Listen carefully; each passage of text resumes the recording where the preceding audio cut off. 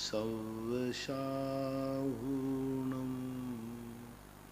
पंच परमेष्टि भगवान की जय। आचार्य श्री गुरुवर कुंद कुंद महाराज की जय। आचार्य श्री गुरुवर विद्यासागर विद्यासागर महाराज की जय। परम पूज्य निर्यापक श्रमण मुनि श्री सुधा सागर जी महाराज की जय। आयुष जैन सांगानेर गुरुवर नमोस्तु। महाराज जी, इनकी जिज्ञासा है, पंचम अध्याय में जो पुद्गल के उपकार का सूत्र आया, शरीर वांग मन है प्राणापाना पुद्गला नाम। ये जो शरीर, जो वांग, जो भी पुद्गल के उपकार हैं, अगर ये उपकार नहीं होते पुद्गल के तो कर्म वर्गणाएं नहीं होती, और कर्म वर्गणाएं नहीं होती तो हम लोग आराम से सिद्धशिला पर आराम कर रहे होते सिद्ध बन के। ये इसको उपकार कैसे माना जाए? तो ना तो संसार होता ना मोक्ष होता। ये तो प्रकृति प्रदत्त क्रियाएं हैं। प्रायोगिक क्रियाएं हों तो उनमें अपन कल्पना कर सकते। काल आकाश अंधेरा नहीं होता तो काश तो इसमें तो अपन कोई भी चीज में ले सकते हैं। तो ये तो प्रकृति प्रदत्त नेचुरल सृष्टि, इसी का नाम है। यदि ये सब नहीं हो तो इसको सृष्टि क्या, दुनिया क्या? तो ये किसी के किए हुए नहीं है, स्वाभाविक हैं, इसलिए नहीं होने का प्रश्न ही नहीं उठता। ये तो स्वभाव है, सृष्टि का एक अंग है। प्रबल जैन चरगवा शिवरार्थी गुरुवर नमोस्तु। महाराज जी, ये भी बोल रहे हैं कि पुद्गल द्रव्य तो समझ में आ रहा है, दिख रहा है कि पुद्गल है, लेकिन धर्म अधर्म आकाश काल ये दिख नहीं रही हैं, तो हम इसको क्यों माने जब दिख नहीं रहे हैं? तो तुम्हारी तो आत्मा भी तो नहीं दिख रही, मरने के बाद कहाँ जा रही, फिर क्यों मान रहे हो? भगवान भी तो नहीं दिख रहा, वो कहाँ जा रहा है? कितनी चीज़ें हैं जो नहीं दिख रही लेकिन अपन मान रहे दूसरे। चंद्रमा भी तुम्हें कहाँ दिख रहा है? दूसरा कह रहा है कि चंद्रमा है, हम पहुँच गए, तो अपन मान रहे। अमेरिका है, कितनों ने देखा अमेरिका? हाँ दिख रहा है। तो अपन को तो ऐसा नहीं, जैसे दूसरे का देखा हुआ व्यक्ति है, जो जो दुनिया में है वो किसी ना किसी का प्रत्यक्ष जरूर है। अब वो प्रत्यक्ष जो देखने वाला है वो हमारा विश्वसनीय है। अपन को कोई कहता है कि अमेरिका में व्हाइट हाउस है, तो अपन कहते हैं कि भाई है, क्योंकि हमारे विश्वसनीय व्यक्ति ने कहा। ऐसा ही दुनिया है, धर्मद्रव्य है, क्योंकि हमारे विश्वसनीय सर्वज्ञ भगवान ने कहा है।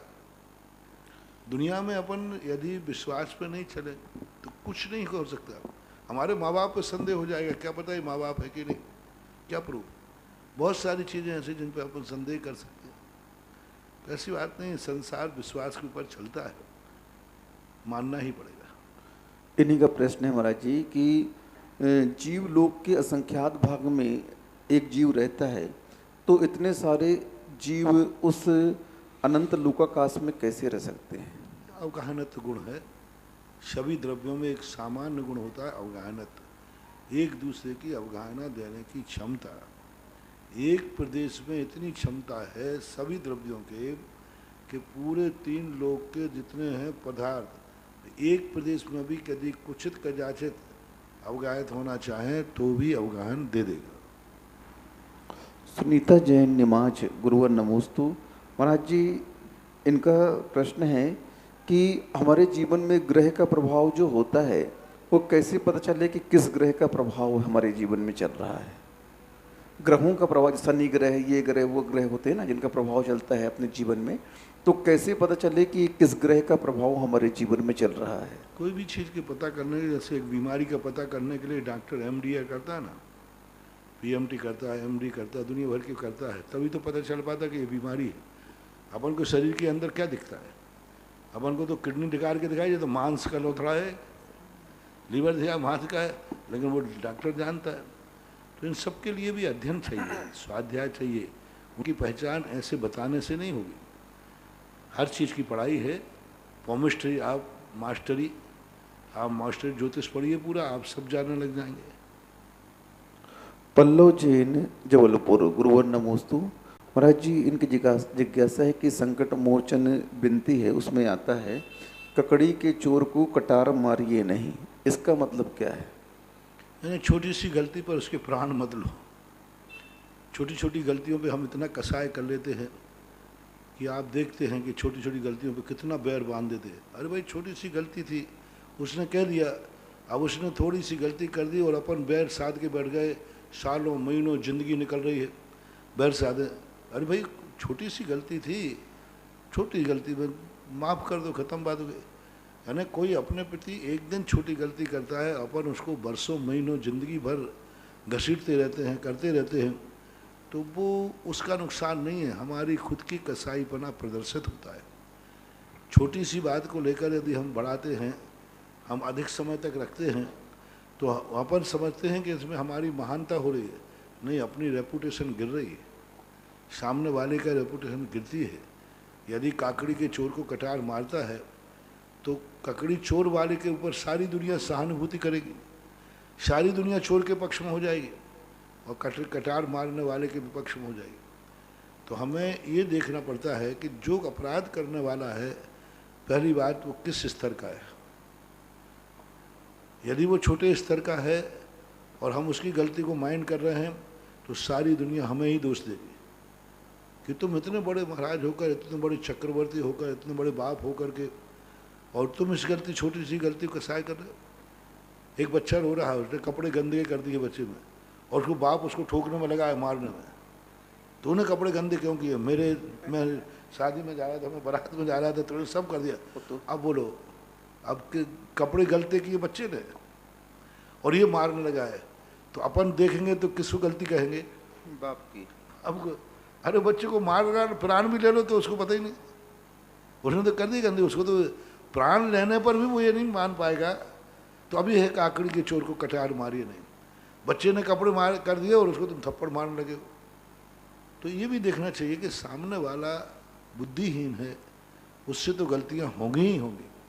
अपन उस गलती को बड़े होकर के यदि उसको माइंड करके और लंबा खींचते हैं, आज ज़िंदगी में कसाय बांध देते हैं, उसका विनाश करते हैं, तो काकड़ी के चोर को कटार मारिए नहीं मुहावरा है। अनीता जैन भीलवाड़ा, गुरुवर नमोस्तु। महाराज जी, इनकी जिज्ञासा है कि अनंतानंद भाव से जो कर्म आत्मा में बन रहे हैं, ये किस क्रम में बनते हैं और कैसे बनते हैं? राग द्वेष से बनते हैं सभी लोग, कहीं अभी तो सामान्य प्रसंग है, राग द्वेष करता है, कसाय करता है, तो बन जाते हैं। निर्मल जैन मिर्ची, अशोकनगर, गुरुवर नमोस्तु।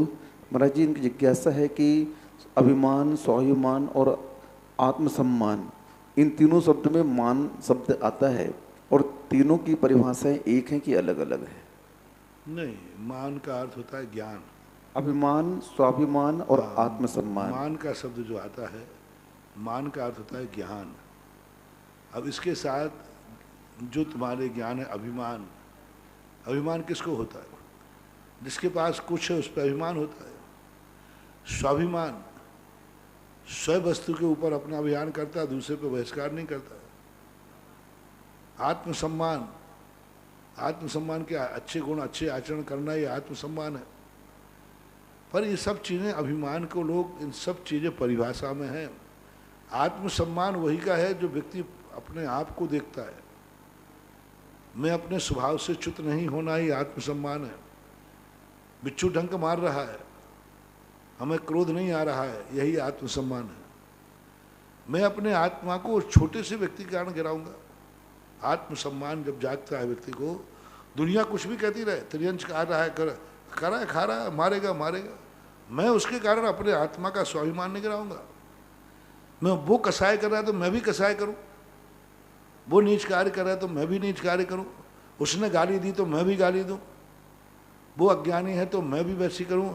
ये आत्मसम्मान को समाप्त करना है। आत्मसम्मान करने वाला व्यक्ति कभी निमित्त से प्रभावित नहीं होता।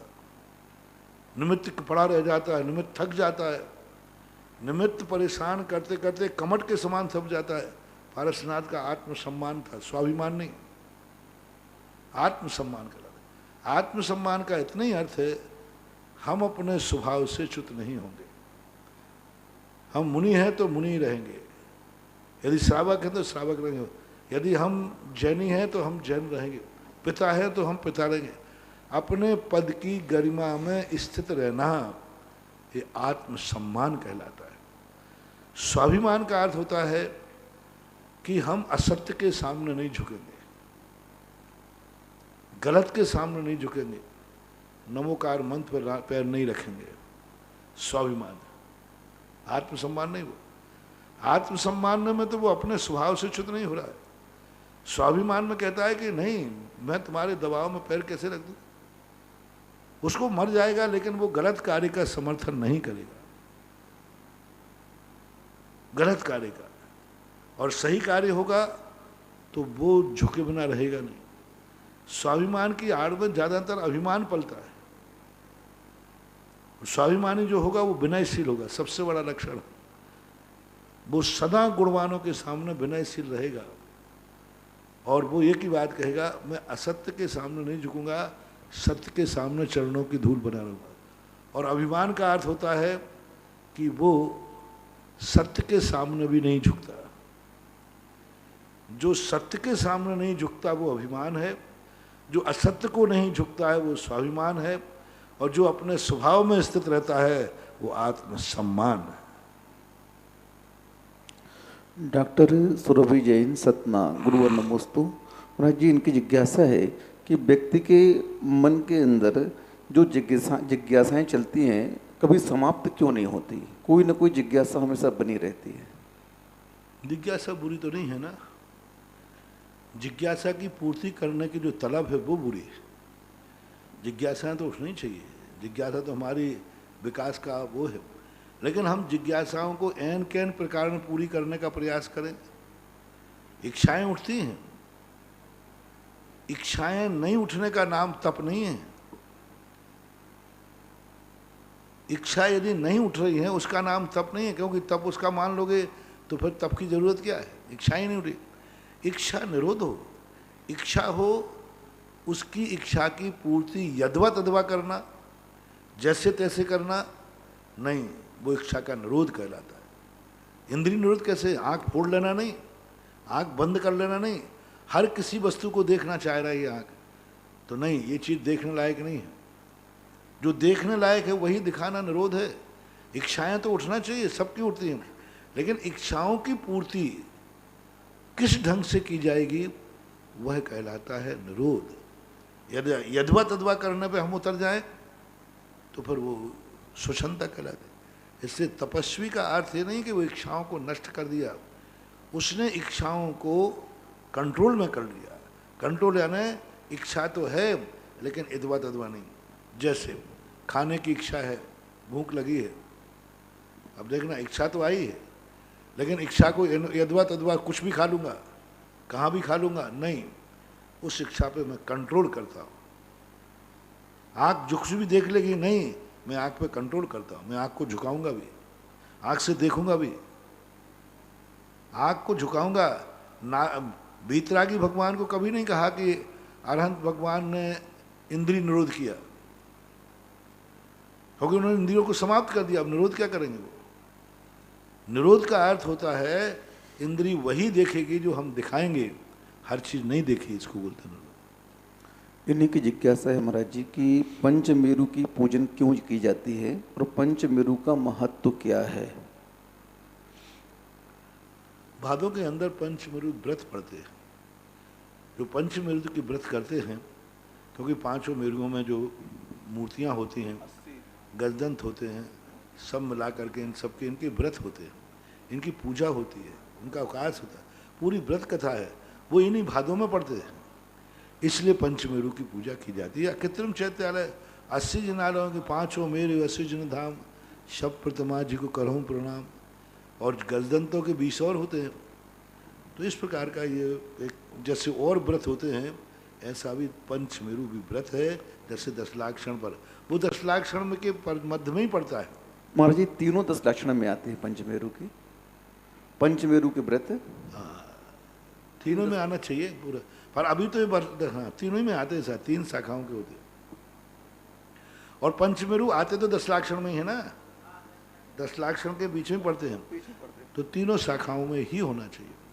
फिर भी एक इस बात को व्रत कथा को उससे जानना पड़ेगा, जो पंचमेरु के व्रत करते हैं वो। उत्सव जैन खुरई, गुरुवर नमोस्तु। महाराज जी, इनकी जिज्ञासा है कि वनस्पति एक वृक्ष जो है वह वनस्पति का एक जीव है या उसमें अनंत जीव और है? वो एक जीव है, फिर उसके अंतर्गत अनंत जीव है। जैसे अपने शरीर के अपन एक जीव है, लेकिन इसके अंतर अनंत नगोदिया जीव हैं। एक एक पत्ते में फिर अलग जीव है, पत्ते में एक एक नसों में अलग जीव है, पुलवी में अलग जीव है। गोमर सार के अंदर कहा कि हर पुलवी साधारण जीव होती है।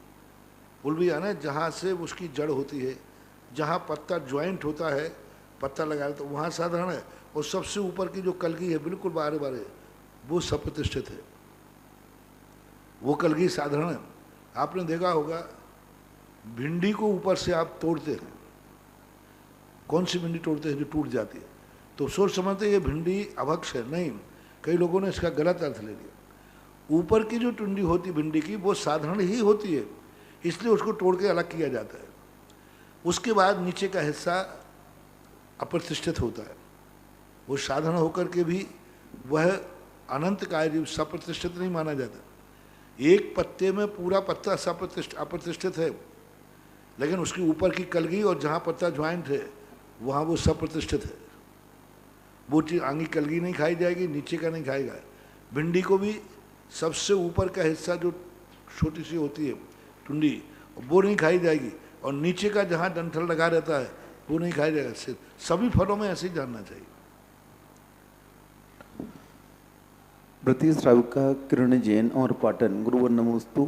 महाराज जी की जिज्ञासा है, सत्य धर्म और सत्य व्रत में क्या अंतर है? सत्य वचन जो है, सत्य धर्म जो है, अपने अंदर की स्वाभाविक पढ़नी है। सत्य वचन वो है हित मित प्रिय वचन बोलना, हितकारी वचन हो, मित प्रिय हो, वो सत्य वचन कहलाता है। श्रीमती सीमा जैन, शिवपुरी, मध्य प्रदेश, गुरुवर नमोस्तु। महाराज जी की जिज्ञासा है कि सिद्ध भगवान जो होते हैं वो लोक के अंदर होते हैं या लोक के बाहर होते हैं? लोक के अंदर होते। तो लोक के अंदर अगर होते हैं तो महाराज जी छह डाला कार जी ने कहा है, जे त्रिभुवन में जीव अनंत है, सुख चाहे दुखतय भवंत। तो महाराज जी सिद्ध भगवान तो अनंत सुख के धारी होते हैं, और लोक के अंदर अगर विराजमान है तो इन पंक्तियों का अर्थ हम वहाँ पर कैसे लगाएंगे? उसकी आगे पिछली पंक्तियां भी तो और लगाओ। जे त्रिभुवन में जीव अनंत है, दुख चाहे दुख भय, सुख चाहे दुखतय भवन। हाँ, फिर आगे और पीछे काल अनंत न गोध माझार बीतो एक इंद्र। पूरी व्याख्या पढ़ो पंचवर्ती, एक अकेली क्या, तीन लोक में जीव हैं, फिर ये भी तो है बिन ज्ञान भ्रमत है, बिन ज्ञान। तीन लोक में बिना ज्ञान के भ्रम भी तो ज्ञान है। जब हम पूरी धारा को लगा देंगे तो अपने आप समझ में आ जाएगा, क्योंकि हमारे यहाँ कोई कथन होता ना, सामान से कथन कर दिया, लेकिन नवरी विशेषता ये है कि यदि ज्ञानी है तो वो तीन लोक में भ्रमण नहीं करता। पूरी छह धारा की ये 4-5 पंक्तियाँ हैं, 2 पंक्ति पहले की और 2 पंक्ति बाद की लगाओगे तो वो समझ में आ जाएगा कि कौन भटकता है कौन नहीं भटकता। संजय मीना जैन, आधार तल, जबलपुर, गुरुवर नमोस्तु। महाराज जी इनकी जिज्ञासा है कि हम आचार्य भगवान के पास एक बार गए और आचार्य से स्वाध्याय कर रहे थे, और हमने आचार्य के पास एक पर्ची रख दी जिसमें हमें व्रत लेना था। तो स्वाध्याय के बाद आचार्य ने उस पर्ची को पढ़ा और उसमें हमने आजीवन व्रत के लिए लिखा था, और आचार्य ने कुछ कहा नहीं, बस आशीर्वाद दे दिया। तो महाराज जी हम उसे क्या माने? आशीर्वाद मांगे, आचार्य ने आशीर्वाद दे दिया आपको, आपका व्रत हो गया। मैंने कहा ना, साधु का कोई भी शरीर के अंग की हरकत भी आशीर्वाद ही कहलाता है, स्वीकृति कहलाती है।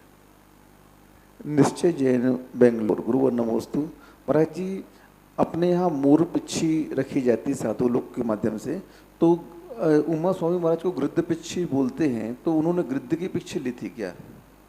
आपातकाल की चर्चाएं हैं। जब उनको कोई पिच्छी गुम गई जंगल में, तो घूमने के बाद अब साधु 7 कदम से ज़्यादा चल नहीं सकता, तो वहाँ तात्कालिक गिद्धों के पिच्छ पड़े थे, उन्होंने वो पिच्छी पंख लेकर के काम चलाया, क्योंकि हमें मुलायम पंख चाहिए। तो सबसे ज़्यादा मुलायम होते हैं पक्षियों के पंख, बहुत मुलायम होते हैं। गिद्ध के, कबूतर के, इनके पंख बहुत मुलायम, लेकिन वो इतने मुलायम होते हैं कि 2-3 बार लगाओगे उतने में ही ख़त्म हो जाता, लेकिन चला सकते हैं उसे। इससे भी ज़्यादा मुलायम है गिद्ध का पंख, इसलिए उनको गिद्ध पंखों को अपना काम चलाना पड़ा, इसलिए गिद्ध पिच्छाचारी के नाम से प्रसिद्ध है। आदि कुमार जैन बंड नागपुर, गुरुवर नमोस्तु। महाराज जी, इनकी जिज्ञासा है कि जिस प्रकार से अपना हृदय और रक्त प्रवाह होता है, क्या तीर्थंकरों का भी इसी प्रकार से हृदय और रक्त प्रवाह चलता रहता है? बराबर जैसे चलता है वैसे उनका भी चलता है। मिनल जैन सूरत, गुरुवर नमोस्तु। महाराज जी कह रहे हैं कि इंसान का अच्छा होना अच्छी बात है, लेकिन इंसान का ज़्यादा अच्छा होना अच्छी बात नहीं है। ये बात कहाँ तक सही है? मैंने तो ऐसी पढ़ा नहीं कहीं, तुम्हारे मन ने बनाई हो ज़्यादा अच्छा होना। मैंने तो ऐसे कहीं पढ़ा नहीं कि अच्छा नहीं है। कहाँ से पढ़ी आपने? कौन? ना तो नीति है, ना मुहावरा है, ना आगम है। हमारे यहाँ तो ये पढ़ा है गुड बेटर बेस्ट, अच्छा उससे अच्छा और उससे और अच्छा। सोहम जैन दमोह, गुरुवर नमोस्तु। महाराज जी, जो 10 धर्म अभी आए, तो इन 10 धर्मों में सबसे बड़ा धर्म कौन सा है? मैं जिस धर्म के निमित्त से तुम्हें क्षमा वाणी आ जाए वो सबसे बड़ा धर्म है। दूसरों के सामने क्षमा मांगने का और क्षमा करने का भाव जिस धर्म से आ जाए तुम्हारे लिए वही धर्म अच्छा है। जिस धर्म से तुम्हारी अशुभ से निवृत्ति हो जाए, शुभ में प्रवृत्ति हो जाए, वही धर्म अच्छा है। जिस निमित्त से, क्योंकि निमित्त होते हैं, जिस निमित्त की परिभाषाओं से हम सुधर जाएं। बाकी मैंने एक दिन कहा था, ये 10 धर्म किसी में से एक चयन नहीं करना, ये सब मिलकर के एक धर्म है, एक धर्म के लक्षण है। नहीं तो मैं कह दूं कि साहब फलाने नंबर का धर्म है तुम्हारा, ठीक है 9 छोड़ दो, वो धर्म ही नहीं होगा। ज्ञान अकेला पाया जाए वो जीव नहीं, दर्शन अकेला पाया जाए वो जीव नहीं, ज्ञान दर्शन दोनों पाए जाए। क्योंकि ऐसे दर्शन भी हैं जो ज्ञान आत्मा को ज्ञान गुण मानते, दर्शन गुण मानते ही नहीं है। ज्ञान गुण को ही गुण मानते, वे मिथ्या दृष्टि है। जो दर्शन गुण को ही मानते, ऐसे भी हैं। स्वसंवेदन, सभी का स्वसंवेदन प्रत्यक्ष दर्शन को ही मानते, तो वो भी जैसे ऐसा नहीं। 10 धर्म जिसमें है वह एक धर्म है, ये 10 धर्म नहीं है। धर्म तो कहे जाते हैं। जैसे एक परिवार में 10 लोग हैं हम, तो सबके साथ अलग अलग, सब पाटनी हैं, सब पटवारी हैं, सब पाटनी हैं, पटवारी हैं। अब ये सबके साथ कर रहे हैं, लेकिन वंश तो एक ही है। इसी प्रकार 10 धर्म मिलकर के एक धर्म बनता है। एक धर्म को छोड़ दोगे तो धर्म विकलांग हो जाएगा। इसलिए 10 में कौन अच्छा है ये नहीं, 10 अच्छे, और 10 ही करना है। उनमें से एक भी धर्म छोड़ोगे तो तुम धर्म के पूर्णता को प्राप्त नहीं होगे। प्रमिला जैन सीहोर, गुरुवर नमोस्तु। महाराज जी, सभी वनस्पति और सभी मसाले औषधि हुआ करते हैं, तो हम लोग इनका सेवन करते हैं, तो इनका आभार हमें कैसे प्रकट करना चाहिए? औषधि, सभी औषधि जो भी लेते हैं, मसाले जितने होते हैं और वनस्पति जितनी होती है, पेड़ों के प्रति आप अनादर मत करो, उनको काटो मत, उनको सम्मान करो, उनको सिंचन करो, उनको खाद दो। जो चीज़ तुम्हारे ऊपर उपकार कर रहा है उसके प्रति दया भाव रखो। अनर्थदंड मत करो, व्यर्थ में उसके पत्ते तोड़ के मत फेंको। तो उसकी ज़िंदगी के संबंध में भी सोचो, विचार करो। हमारे यहाँ पशु से हम भार लादने की मना नहीं किया, लेकिन अति भारारोपण, भार की मना नहीं किया, पशु तो उपयोग में आएगा, लेकिन अति भारारोपण का निषेध किया है। ऐसा। राहुल जैन, अशोक नगर, गुरुवर नमोस्तु। महाराज जी, सिविल सर्विस की तैयारी कर रहे हैं, और आपने एक दिन बोला था कि कोई पाठ अपना आदर सम्मान करना चाहिए इष्ट मान करके, तो तत्वार सूत जी को ने इष्ट माना। अब ये बोल रहे हैं सिविल सर्विस की तैयारी में हमें समय कम मिल पाता है, तो हम सुबह इसका पाठ कर सकते हैं 5 बजे? सुबह 5 बजे कर सकते हो, रात में करो ना, खूब आराम, जब मैं मिले जब करो। विमल कुमार जैन, अजमेर, गुरुवर नमोस्तु। महाराज जी, इनकी समस्या है कि ये किसी कॉलोनी में रहते होंगे, वहाँ एक जैन मंदिर है, और अभी अभी वहाँ 4-5 घर हो गए, लेकिन उस मंदिर पर एक व्यक्ति का आधिपत्य है, और ये वहाँ पर दूसरे को ट्रस्टी नहीं बनाया जा रहा है, 5 में से किसी को भी। इन सब प्रश्नों का कोई जवाब मैं नहीं दे सकता। तात्कालिक परिस्थितियाँ, सामाजिक परिस्थितियाँ हैं, इन प्रश्नों के लिए जब ये समाधान नहीं कर सकता। जितेंद्र कुमार जैन, फरीदाबाद, गुरुवर नमोस्तु। महाराज जी, भावमंडल में कितने भाव दिखते हैं एक साथ? भावमंडल के संबंध में 2 मत मिलते हैं। एक 7 भाव का तो मिलता ही है, एक कथन 100 भाव का भी है। कि भावमंडल में 100 भाव मिलते हैं। तो अब दोनों कथन को अपन मानते हैं। मनीष जैन आगरा, गुरुवर नमोस्तु। महाराज जी, इस समय कई लोग बता रहे हैं कि गोबर के कंडे, चावल, गाय का घी का हवन करने से वातावरण बहुत स्वस्थ होता है और कोरोना के जो कीटाणु है वहाँ पर नहीं आते हैं। और अपने यहाँ महाराज जी हवन की विधि अलग बताई गई है। तो ये जो गोबर के कंडे और चावल, गाय का घी, तो ये जय अपने धर्म के अनुसार कोई घी खाते तो अपने यहाँ थोड़ा बताया जाता है, घी वगैरह तो डालते हैं, कंडे का प्रयोग नहीं करते। हवन में कंडे का प्रयोग तो शायद अजैन लोग भी नहीं करते। समिधिया बोलते हैं उसे, समिधिया, समिधि का लकड़ियों का होता है, कंडोर से हवन होता है ऐसा नहीं। कंडे की 10 प्रकार के वो होती है लकड़ियाँ, तो समिधा, समिधा। लेकिन कंडे समिधा में गिने जाते हैं, मैंने अभी तक कभी सुना नहीं। कंडे ऐसे जला लेते हैं, उसमें बर्निंग पावर रहता है ना, बर्निंग पावर रहता है कंडे में, जला लेते हैं। और कंडा महाराज जी औषधि युक्त रहता है गाय का गोबर। नहीं, ऐसा तो कुछ नहीं है। गोबर का धुआं इस प्रकार का है ऐसा तो हमने सुना नहीं कभी। पर जो हवन की सामग्रियां हैं उनमें जरूर गुण होते हैं। देखो कई लोग कहते हैं, पहले हमने कहा था दीपक जलाओ, ये करो, अष्टांग धूप खो, तो बड़ी आलोचना हुई, हिंसा हो रही, ये हो रहा है। अरे भाई, हिंसा तो तुम स्वयं ही मर जाए तो ये हिंसा हो रही है। और ये जरूर नहीं कि 100% महाराज देखो इतना आपने धुआं करा दिया फिर भी लोग मर रहे। अरे भाई, मरना तो है ही, इतनी दवाई होने के बाद मर रहे, भोजन खाते हुए भी मर रहे हो, तो फिर खाना बंद करो ना। महाराज ये देखो शांति धारा कराई फिर भी मर गए, तो हमने कहा तुमने खाना खाया फिर भी मर गया तो खाना बंद करो। गाड़ी में बैठने में मर गया तो गाड़ी बंद करो। ऐसा नहीं है। औषधि खाते खाते मर गए, मशीनें लगी हैं, औषधि खा रहे, सब कर रहे, फिर भी मर गए, तो क्या औषधि बंद कर दी जाए? क्या औषधि निंदनीय हो गई? कितने लोगों को सारा प्रयास कर रहा है, सब कुछ कर रहे, डॉक्टर बैठे, सब बैठे, लोग कहते शांति धारा कराए तो भी मर गया। अरे मैंने कहा कि दवाई कराते कराते मर गए। अच्छा, शांति धारा कराते कराते ज़्यादा लोग मर रहे हैं कि दवाई खाते खाते ज़्यादा मर रहे हैं? लोग कहते अंत में दवाई काम आती है, अंत में दवाई काम आती है। तो अभी ये देख लीजिए, शांति धारा कराने वाले लोग मरने वाले ज़्यादा हैं, और जो शांति धारा नहीं करा रहा है दवाई खाते खाते मर रहे हैं, अस्पताल में जाके मर रहे हैं, डॉक्टरों के पास जाके मर रहे हैं, उनकी संख्या ज़्यादा है। कैसे कैसे दस गए? तो ये तो सब 100% रिजल्ट किसी कॉलेज का नहीं होता। होता है तो उसमें बहुत सारी श्रेणियाँ भी बन जाती। कॉलेज कोई गारंटी नहीं दे सकता कि मेरे यहाँ हर व्यक्ति आएगा तो पास ही होगा। ऐसी गारंटी दे दे तो फिर कोई विद्यार्थी पढ़ेंगे काय को? तो ये सब संभावना है, ये प्रयास कहलाते, ये भावना कहलाती हैं। दीप जलाओ, हवन करो, शांति धारा करो, भावना करो, ये सब हमारे पुरुषार्थ हैं।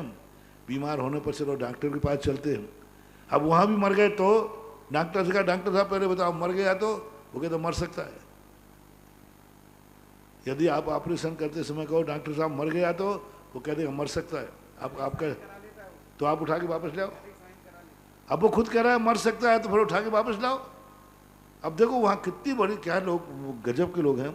डॉक्टर कहता है मर सकता है तो भी आप कहते डॉक्टर साहब आप तो ऑपरेशन में मरने दो। और यहाँ कहते महाराज जी शांति धारा से बच जाएगा। मैंने क्या बच सकता है? तो फिर महाराज जी मर सकता है तो फिर रहने दो। अरे भाई, ये तो भावनाएं कहलाती हैं। डॉक्टर से कहते डॉक्टर साहब आप तो मरे तो मरने दो, आप तो ऑपरेशन कीजिए, और मर भी जाता है, और वो मर गया फिर भी तुम दूसरे से ऑपरेशन करा रहे हो। अरे जब एक बार कोई मर गया तो आप ऑपरेशन बंद कराओ।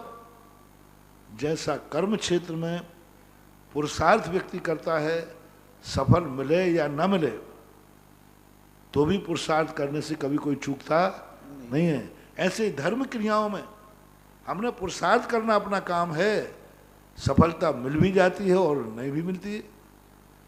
काम तो यही करना पड़ेगा, फिर क्या करो बताओ? चलो नहीं करते हैं, भगवान का नाम ले, धर्म नहीं करते कुछ, फिर क्या करें? क्या करें बताओ? मक्खियां भगाएं, दवाई खाएं सो मरेंगे, नहीं खाएं सो मरेंगे। हमारे शास्त्र में खातव्यम सो मर्तव्यम और न खातव्यम सो मर्तव्यम। टकटकार दे जाते ना, दांत कटा कट के कम क्यों करते? अब क्या करें? अब जो इसमें तो यही कहा है, हमारे यहाँ तो यही कहा है, जब मरना ही निश्चित है तो उपवास करके मरो, जब मरना ही निश्चित हो गया तो खा के क्यों मरे? ऐसा है, अज्ञानी लोग हैं, ऐसा करते रहते हैं। सचिन जैन बंडा सागर, गुरुवर नमोस्तु।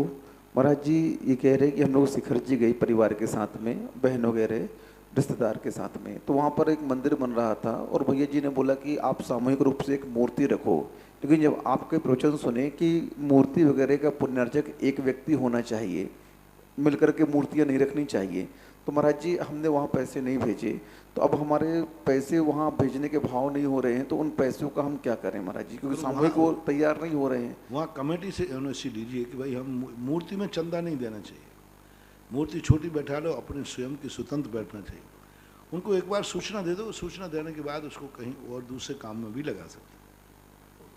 परम पूज्य आचार्य गुरुदेव श्री विद्यासागर जी महाराज के परम आज्ञानुवर्ती शिष्य निर्यापक श्रवण मुनि पुंगव श्री सुधासागर जी महाराज के मुखारविंद से आज संपूर्ण विश्व के अंदर जिनवाणी चैनल के माध्यम से, सुधा कलश चैनल के माध्यम से ऑनलाइन जिज्ञासा भेजने वाले, सुनने वाले दर्शकों की ओर से परम पूज्य गुरुवर के चरणों में त्रैवार नमोस्तु नमोस्तु नमोस्तु।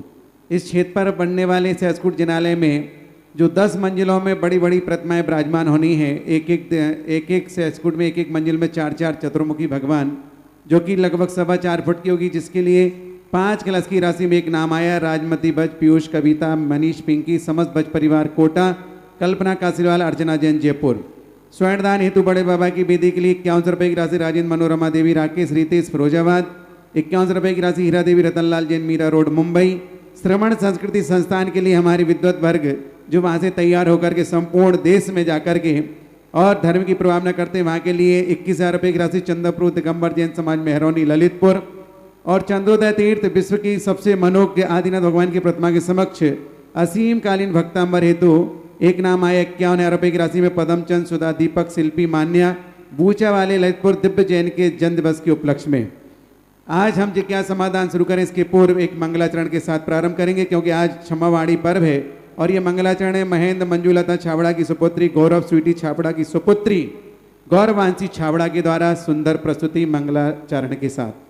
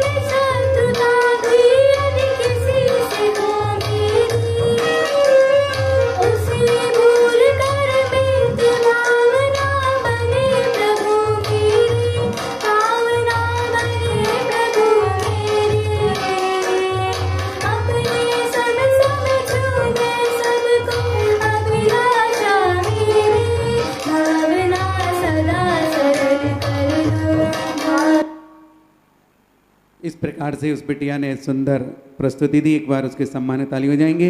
और श्रमण संस्कृति संस्थान के लिए मनोज सुधा सेठी, अन्य दिव्य अभिव्यक्ति सेठी मुंबई, नरेश बैद के द्वारा जानकारी मिली 31,000 रुपये की राशि संस्थान के लिए प्रदान करने की घोषणा की। सभी के सम्मान में तालियां। प्रथम जिज्ञासा महाराज जी संस्कार जैन सिंगोली। महाराज श्री जिस प्रकार तीर्थंकर नियत हैं उसी प्रकार उनके गणधर परमेष्टि भी नियत है, और गणधर परमेष्टि भी तद्भव मोक्षगामी है, श्रेष्ठ महापुरुष हैं। तो मेरी जिज्ञासा है कि गणधर परमेष्टि को सलाह का पुरुषों में क्यों नहीं लिया गया? गणधर परमेष्टि पहली बात तो नियत है नहीं, गणधर परमेष्टि नियत नहीं होते। दूसरी बात, सलाका पुरुष जो बनते हैं वो कर्म के बंध से बनते हैं। सभी सलाका, तीर्थंकर तीर्थंकर पुण्य से, चक्रवर्ती चक्रवर्ती के पुण्य से, और गणधर परमेष्टि कोई कर्म प्रकृति नहीं, वो साधना से बनते हैं, तपस्या से बनते हैं, कर्म के उदय से नहीं बनते, कर्म के क्षयोपशम से बनते हैं। नारायण, प्रतिनारायण, बलभद्र, ये सब कर्म के उदय से बनते हैं। कर्म का उनका उदय रहता है तो कर्म के उदय से इनको सारा वैभव मिलता है। सुदर्शन चक्र, हलधर आदि ये सब उसी से बनते हैं। लेकिन गणधर परमेष्टि तो एक तपस्या है, साधना है, वो कर्म के उदय से कैसे बन सकती है? वो तो जो व्यक्ति उस प्रकार की साधना और तपस्या कर लेते हैं उनका क्षयोपशम बन जाता है, वो बनते हैं। इसलिए इनको सलाका पुरुष में, और इनकी संख्या निश्चित नहीं होती, इनकी संख्या कितनी भी, एक गणधर भी हो सकता है, 84 गणधर भी हो सकते हैं, 10 गणधर भी हो सकते हैं, 11 गणधर भी हो सकते हैं, कोई संख्या इनका निर्धारण नहीं होता। अनिल जी पटवारी, ज्ञानव महाराज श्री के चरणों में नमोस्तु।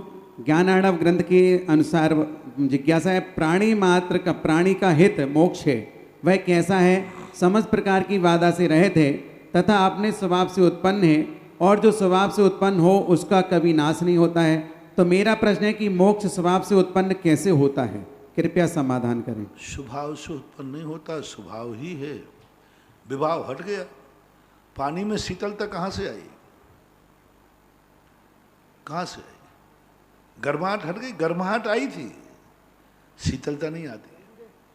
गर्माहट अग्नि के संस्कार से आई थी, अग्नि का संस्कार हट गया, शीतलता तो उसका स्वभाव है, शीतल है। इसलिए सुख जो आत्मा का स्वभाव, इसलिए कह दिया गया कि जो दुख था वो नैमित्तिक था। सांसारिक जो सुख है वो दुखी मान लेना चाहिए, दुख में हुआ तो जो दुख थे, सांसारिक सुख थे, ये सब कर्म के उदय से आए थे, और जैसे ही निमित्त हट गया, शीतल तो उसका स्वभाव है। पानी में शीतलता बाहर से नहीं आती, निमित्त से नहीं आती, वो तो स्वभाव है। इसी प्रकार आत्मा का सुख कोई बाहर से नहीं आया, वो तो दुख का अभाव ही सुख है, हिंसा का अभाव ही अहिंसा है। अहिंसा क्या है?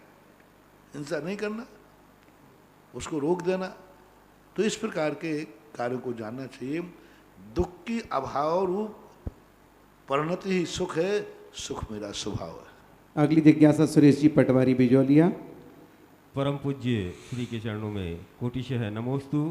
महाराज श्री आज तपोदय तीर्थ क्षेत्र पर श्री जी की रथ यात्रा के समय घनघोर बादल छाए हुए थे, हल्की हल्की बूंदाबांदी भी हो रही थी, और हम सभी लोग संशय में थे कि ये रथ यात्रा कैसे निकाली जाए। लेकिन गुरुवर, जैसे ही आपने आशीर्वाद दिया और रथ यात्रा प्रारंभ हुई और घनघोर बादल छाए रह गए, जो बूंदाबांदी हो रही थी वो भी बंद हो गई, और ऐसे घनघोर बादल में भगवान की रथ यात्रा भी निकली, गगन बिहारी पार्श्वनाथ भगवान का अभिषेक भी हुआ, शांति धारा भी हुई, और जो बूंदाबांदी थी वो भी बंद हो गई। ये एक बहुत चमत्कार से कम नहीं है। और गुरुवर, दिल्ली से भी एक भक्त का फोन आया अभी शाम को, वो ये कह रहे थे कि जैसे ही महाराज श्री ने अपने सर पर गंदों तक धारण किया, उसी समय 1 सेकंड के लिए ऊपर से बारिश हुई और दूसरी सेकंड में बंद हो गई। तो महाराज श्री, इसको हम क्या कहेंगे? पहली बात देखो, मेरा नेचर कुछ अलग है। प्रकृति को मैं कभी रोकता नहीं हूँ और प्रकृति से कभी रोकता नहीं हूँ। जय हो, जय हो, जय हो। मेरा प्रकृति से का वायदा है कि मैं तुम्हें रोकूंगा नहीं, लेकिन तू भी मुझे नहीं रोक सकती। जब निश्चित कर लिया है कि रथ यात्रा होगी तो होगी। सबने कहा कि महाराज जी बादल बहुत छा रहे, हमारे छुट्टी वगैरह तो बैठ ही गए हथियार, कमरे से कोई बाहर ही नहीं निकल, बोले अब तो होना ही नहीं है। मैंने कहा कि भाई वो तो होके रहेगा, और मैंने बरसात को रोका नहीं, बरसात रुक गई वो जाना डर के कारण, अतिशय कारण। मैंने उसको नहीं, मैंने कहा तुम तो जितना घनाघोर बरसाव भरो, मैं तो ये चाहता हूँ कि तुम इतने बरसो कि हम जाएं नदी में से और आने में तैर के आना पड़े। हाँ, मैंने कहा कि क्या होगा महाराज जी, बाढ़ बहुत तेज आ गई, तो मैंने इतना ही होगा कि नदी में बाढ़ आ जाएगी, तो उसकी कोई चिंता नहीं है। चुन लिया है पथ जो मैंने, मैं उसी पथ पर चलूंगा, दे दिया सर्वस्व जिसको, उसको अब ना चलूंगा, खो दिया इस पार पर उस पार में पाके रहूं। जय हो, जय हो। क्या बात है। मैंने कई बार मेरे पास हुए, भिंडर के अंदर चतुर्मास था, सुबह जुलूस निकलना था जो शिविर के समापन का, घन घोर बरसात, बैठे रहे, कहा कि नहीं जुलूस तो निकलेगा, यहाँ भी बिजौलिया में भी शिविर में पिछले साल जुलूस तो निकलेगा, पर निकला 9:30 बजे निकला। यहाँ तो यहाँ पर चारों तरफ से पानी की वजह, अभी तो कुछ भी नहीं था, ये तो घटा ही थी, पिछली बार तो घटा बरस भी चुकी थी, नदी चढ़ गई थी रास्ते में, नदी की बाढ़ थी, तो भी जुलूस निकला था और ठाठ से निकला था। अपने इरादे मत बदलो, बीच में बाढ़ आती है तो आने दो। जय हो। सीधी बात है कि वो प्रकृति अपना काम करेगा, प्रकृति को रोकना नहीं, पर ध्यान रखना, मेरा नेचर है, मैं प्रकृति को कभी रोकता नहीं, लेकिन मैं प्रकृति से रुकता भी नहीं। जय हो। नमोस्तु गुरु। अगली जी और वो जो पानी की बरसात उनको महसूस हुई, तो मैंने इतनी यथार्थ में, मैं जो कुछ भी काम करता हूँ अंदर चेतना से करता हूँ, मैं किसी की प्रेरणा से, किसी के दबाव पर, किसी के कहने पर नहीं करता, ये मेरे अंतर चेतना। और मैंने अपनी अंदर चेतना से कहा कि हे भगवान, आज का गंधोदक मेरे हर भक्त के माथे पर पहुंचना चाहिए। जय हो सकता है वो गंधोदक मेरे हाथ में आते ही गर्मी से भाप बन करके उड़ करके गया और तुम्हारे ऊपर बरस गया हो, कोई बड़ी बात नहीं, सब संभव है। बस अपने अंतर चेतना से देना चाहिए, अपने अंदर भावना से जो क्रिया की जाती है, मैंने भावना ही भाई थी कि हर माथे पर गंधोदक आज का पहुंचना चाहिए, मैं अपने माथे पर लगाता हूँ, तो हो सकता है, कोई बड़ी बात नहीं। अगली जिज्ञासा सुधीर जैन गुना। महाराज श्री आपके चरणों में सपरिवार नमोस्तु। महाराज श्री, हमारा रात्रि भोजन और अवक्ष का त्याग है, परंतु ना चाहते हुए भी बच्चों और अन्य लोगों के लिए कुछ लाना भी होता है और खिलाना भी पड़ता है, तो हम कृत कारित और दोष से कैसे बच सकते हैं? नंबर कम होते हैं, जितना बचना चाहो बचना चाहिए, अब नहीं बचते हैं तो नंबर तो कम होंगे। अगली जिज्ञासा रिकॉर्डिंग के माध्यम से। फैल नहीं माने जाओगे, फैल तो नहीं कहूँगा क्योंकि गृहस्थी है, मजबूरियाँ होती हैं, लेकिन नंबर तो कम होते हैं। अगली जिज्ञासा रिकॉर्डिंग के माध्यम से। श्रमण 108 श्री सुधा सागर जी महाराज के चरणों में मेरा व मेरे परिवार का बारंबार नमोस्तु। महाराज श्री जी, मैं अनुपमा जैन यूएसए से। महाराज श्री जी, मैंने यहाँ एक व्याख्यान में सुना कि भगवान महावीर स्वामी को गोधूली आसन से केवल ज्ञान प्राप्त हुआ था, तो ये गोधूली आसन क्या होता है तथा ध्यान कितने प्रकार के होते हैं? क्या किसी भी आसन से ध्यान करने से केवल ज्ञान की प्राप्ति की जा सकती है? कृपया समाधान करें। नमोस्तु महाराज जी। ध्यान कितने प्रकार का होता है? गोधूली आसन, गोधूली है, गोधूली तो है, गोधूली भी है और गोधूली आसन भी है, लेकिन महावीर स्वामी को गोधूली आसन से हुआ है। गोधूली समय कहलाता है, गाय जब खेत से चर करके लौटती है उस समय गोधूली कहते हैं। उसको बड़ा मांगलिक माना, शुभ माना, क्योंकि गाय स्तन में दूध भरा रहता है, दूध से भरे हुए स्तन जिस गाय के हैं और वो नगर की तरफ लौट रही है, तो वो नगर के लिए या किसी कार्यक्रम के लिए बहुत शुभ मानते हैं गोधूली का। और गौ दोहन की आसन होती है, गौ दोहने की एक आसन होती है, उकड़ू करके बैठते हैं।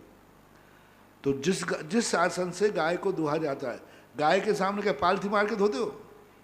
उकड़ू कर।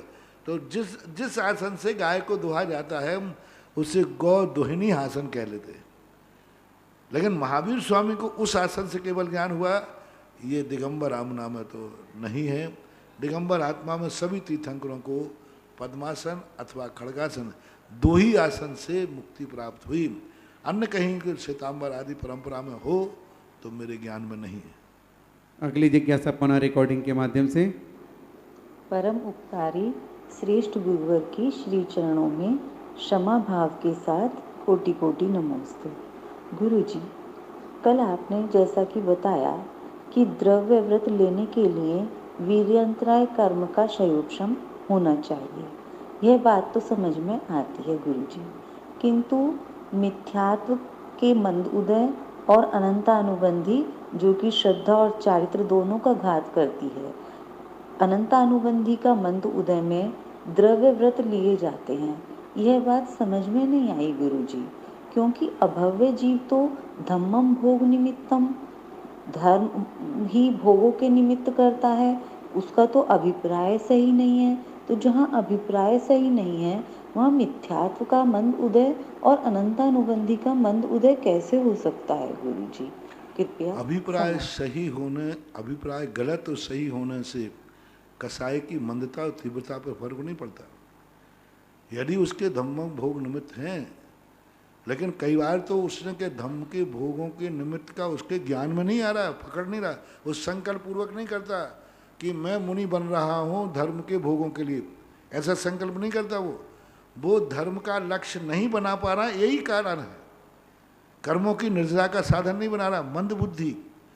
और अभिप्राय खोटा भी हो तो ध्यान में जब बैठता है तो उसकी लेस्या मंद हो जाती है।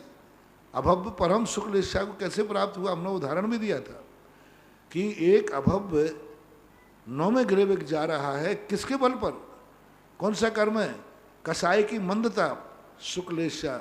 और लेस्या किसे कहते हैं? योग प्रवृत्ति कसाय अनुरंजित लेस्या। तो कसाय और योगों की प्रवृत्ति को वो रोक लेता है, इसलिए वो द्रव्य चारित्र को प्राप्त करता है। अभिप्राय भले उसका धर्म के भोगों का है, लेकिन धर्म के भोगों को प्राप्त करने के लिए भी तो क्षमता परिणाम है, बहुत शांत परिणाम से बैठा है। अभिप्राय खोटा होने से लेस्या बिगड़ती है, ऐसा नहीं, बात नहीं है। अभिप्राय खोटा है लेकिन उसको पाने के लिए कितना क्षमता भाव से बैठा है, ऐसा। दूसरी बात है कि उसके मन में जो भोगों की प्राप्त करने की लालसा है, तो वो लालसा दो रूप में होती है, एक बुद्धिपूर्वक और एक अबुद्धिपूर्वक। अबुद्धिपूर्वक अभव्य में पड़ी रहती है, अभव्य भी नहीं जान रहा है कि मैं भोगों के लिए प्राप्त कर रहा हूँ, लेकिन वो धर्म के प्रति श्रद्धा नहीं कर पाता है, इसलिए उनको कह दिया जाता है कि धम्मम भोग निमित्तम नातु कम्म क्षय निमित्तम। लेकिन कसाय की मंदता ही कारण है, अन्यथा द्रव्य चारित्र तुम किस कर्म के उदय से बनाओगे, किस कर्म के क्षयोपशम से बनाओगे? चलो, कौन सा कर्म क्षयोपशम? ज्ञानावरणी से तो बनेगा नहीं, दर्शनावरणी से बनेगा नहीं, मोहिनी का क्षयोपशम उसका है ही नहीं, अनंतानुबंधी का उदय। तो वो नियम से उसकी मंदता, कसाय मंदता ही कारण बनता है। अब तो यही देखें, अभव्य 9वें गृह जाता है, किस बल पर? और दूसरी बात सुने, कितनी बड़ी बात है, 9वें गृह में भोग है ही नहीं। 9वां गृह कुछ जो मिला, तो यदि उसने भोगों के लिए किया था तो कौन से भोगों के लिए किया था? वहाँ पंचेंद्रिय के विषय ही नहीं है, दिन रात तत्व चर्चा है। अब बहुत अच्छी विषय आ गया। यदि आप धम्मम भोग निमित्तम कहते हो तो 9वें गृह में वो गया, वहाँ कौन सा भोग है? पंचेंद्रियों के भोग ही नहीं हुआ। 24 घंटे क्या है? तत्व चर्चा है, जिनवाणी की चर्चा है, परम सुख लेस्या है। तो फिर उसको 9वां गृह क्यों मिला? उसने तो भोगों के लिए मुनि बना था। नहीं, भोगों के लिए बनने का अर्थ है कि वो सच्चे कर्म निर्जरा का श्रद्धान नहीं कर पा रहा है। जैसे आप एक इंद्रिय, दो इंद्रिय आदि हैं, असंगी है। अब असंगी धर्म कर मतलब परिणामों में निर्मलता है उसकी, लेकिन काय के लिए है कोई पता नहीं। अपात्र जिसे कहते हैं, अपात्र भी एक भिखारी विनय कर रहा है, काय के लिए कर रहा है? रोटी के लिए कर रहा है। लेकिन रोटी के लिए कर रहा है, उसका मात्र सामान्य भाव है, बाकी सामान्य रूप से करता रहता है। तो इस प्रकार के अभव्य के अंदर भी सत्य का निर्णय नहीं है, भोग की लालसा हो ऐसा कोई नियम नहीं है। और 9वां गृह पड़ रहा है और कोई भोग, पंच इंद्रियों कोई विषय नहीं हुआ, 5 इंद्रियों के विषय खत्म हुआ, ऐसी दशा को प्राप्त होता है, ऐसा मानना चाहिए। अगली जिज्ञासा पुनः रिकॉर्डिंग के माध्यम से। नमोस्तु गुरुदेव, नमोस्तु गुरुदेव, नमोस्तु गुरुदेव। गुरुदेव, यह प्रश्न मेरे पत्नी मोनिका राजेश जैन का है। सौधर्म ईशान इंद्रिय जो प्रथम और द्वितीय स्वर्ग के इंद्र है, इन्हें ही पंच कल्याणकों में भगवान के सभी विधि करने का क्लियर नहीं है, अगली वाली चला अधिकार दो। प्राप्त। आवाज नहीं आ रही भाव। हाँ क्लियर नहीं है, अगली चला दो। नमोस्तु महाराज, नमोस्तु महाराज, नमोस्तु महाराज।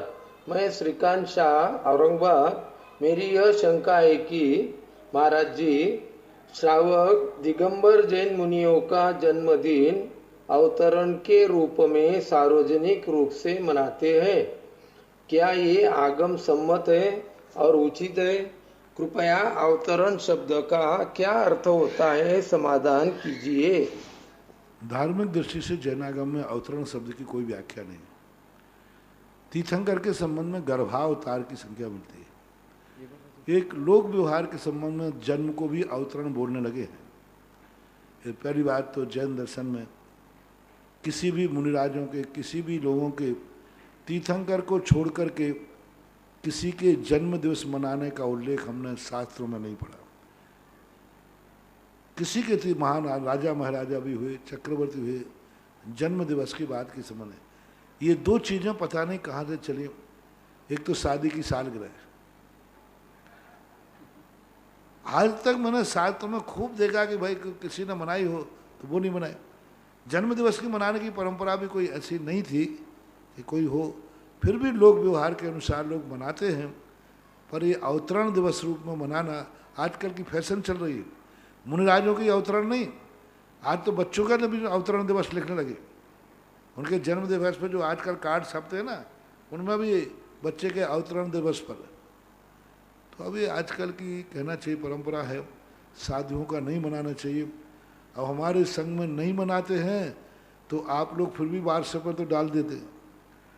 हमारे संघ में आचार्य से हम लोगों का कोई जन्म दिवस नहीं मनाते, अनुमोदना भी नहीं करते, कुछ भी नहीं करते, फिर भी आप लोग यहाँ वहाँ से पता करके और व्हाट्सएप जोड़ते अवतरण दिवस फलाने महाराज का। महाराज को बात बधाई जाओ, महाराज जी आपका है, क्या बोलते हैप्पी बर्थडे मतलब आपके जन्मदिन पर आपको बधाइयाँ। अरे भाई मनाया कि मैंने तो कभी नाम ही नहीं लिया है। तो अब ग्रस्त लोग भी जबरदस्ती क्या है घसीट देते हैं, यहाँ वहाँ से करें, तो ये सब गलत परंपराएं हैं, अच्छी नहीं है। अगली जिज्ञासा पुनः रिकॉर्डिंग के माध्यम से। ललितपुर से शीलचंद जैन अनौरा परिवार का परम पूज्य निरापक मुनि पुंगव श्री सुधा सागर जी महाराज को प्रतिदिन का नमोस्तु नमोस्तु नमोस्तु। गुरुवर हमारी जिज्ञासा है कि इस जगत संसार में मनुष्य को धन वैभव संपत्ति रूप रंग आदि कौन देता है और कौन जीवों का उपकार एवं अपकार कौन कराता है, समाधान करें। नमोस्तु नमोस्तु नमोस्तु। हमारे यहाँ एक कर्म की व्यवस्था तो इसलिए तो बनाई गई, पूर्व भाव में जो अच्छे कर्म करता है, दान पूजा करता है, कर्म ही। आचार्य ज्ञान सागर महाराज ने प्रवचन सार में लिखा कि जितनी भी शुभ सामग्रियां हैं ये साता वेदनी कर्म के उदय से मिलती हैं। धन वैभव आदि जो कुछ भी जितनी चीज़ें अपने लिए हितकारी है या सुखकारी, हितकारी न कह करके आपको अच्छी लगती हैं, वे सब साता वेदनी कर्म के उदय से होते हैं। साता वेदनी कर्म का अर्थ ही है सुख की सामग्री का संपादन करना, संग्रह कराना, ऐसा मानना चाहिए। और उसी के अंदर और क्या पूछा? दूसरा यही था। अगली जिज्ञासा पुनः।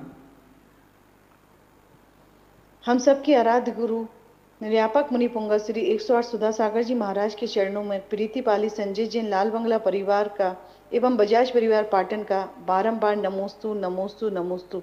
हे गुरुदेव, आज पर्युषण महापर्व का अनंत चतुर्दशी का दिन है। 10 दिन आपके सानिध्य में हजारों शिवरार्थियों ने भाग लिया।